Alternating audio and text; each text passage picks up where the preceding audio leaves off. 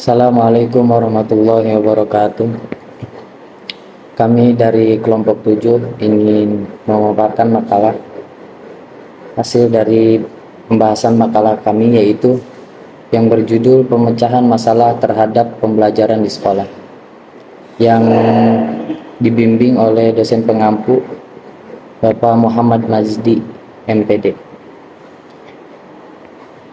dan bersama rekan tim saya yaitu Adi Brofi Udin dan Laura Tazkiyah.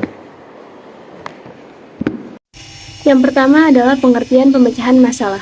Pemecahan masalah adalah suatu proses terencana yang perlu dilaksanakan agar memperoleh penyelesaian tertentu dari sebuah masalah yang mungkin tidak didapat dengan segera.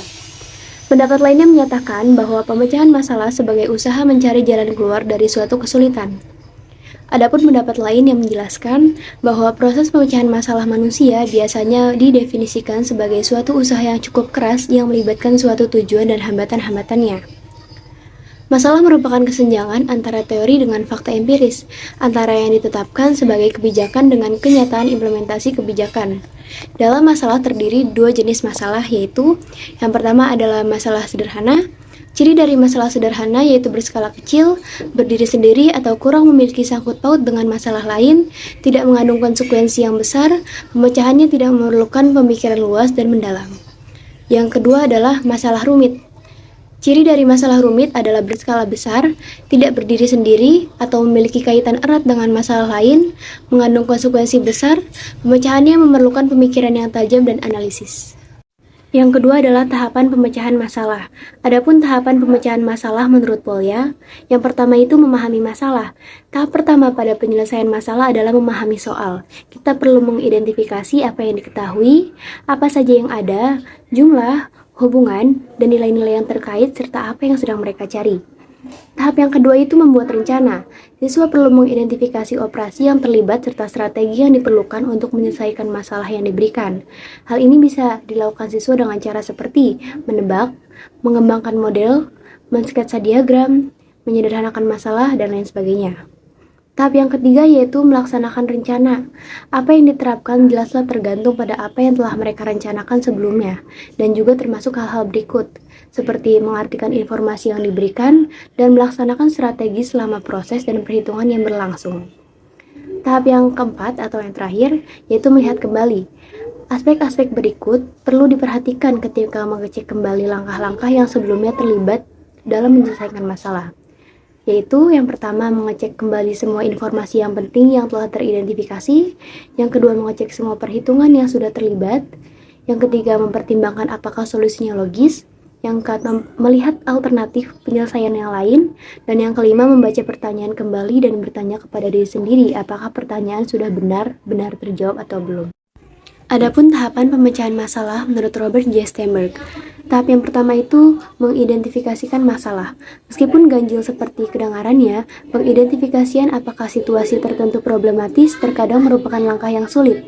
Kita mungkin akan gagal untuk menyadari bahwa kita memiliki suatu tujuan. Tahap yang kedua, pendefinisian masalah dan perpresentasiannya. Sekali kita dapat mengidentifikasikan keberadaan masalah, kita masih harus mengidentifikasikan dan mempresentasikan masalah dengan cukup baik agar paham cara menyelesaikannya. Lalu tahap yang ketiga, perumusan strategi.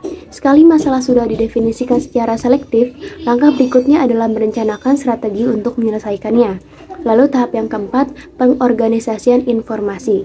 Di tahap ini, Anda berusaha mengintegrasikan semua informasi yang dianggap perlu untuk mengerjakan tugas secara efektif.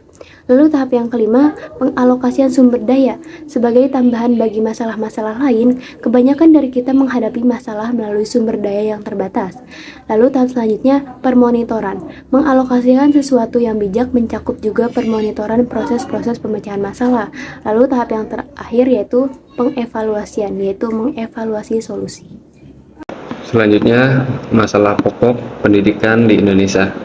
Pada dasarnya, ada dua masalah pokok yang dihadapi oleh dunia pendidikan di tanah air kita, yaitu yang pertama, bagaimana semua warga negara dapat menikmati kesempatan pendidikan.